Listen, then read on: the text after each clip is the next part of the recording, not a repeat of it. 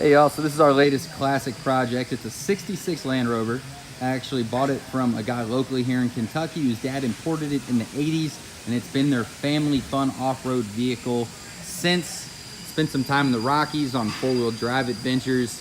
Has a really cool history to it. Starts and runs great. It actually has a hand crank that can start it as well. The electric starter works too. The issue is the brakes. It was seized up at the driver's side, so we know for a fact we're going to be doing that. It's an all aluminum body, so you're not really going to see any rust. Also notice the electronics weren't really doing anything. None of the lights I could get to work, so we'll definitely be handling that. The previous owner had just put on a newer set of tires, so we're not going to have to address that.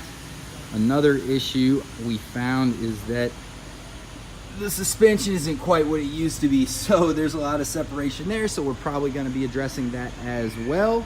And we're going to kind of see how far we want to take it.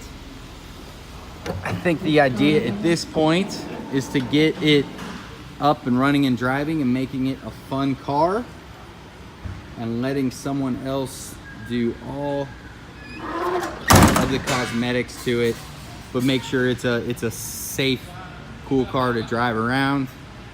So stay tuned, and I'll post an update video when we figure out exactly what is going to happen next.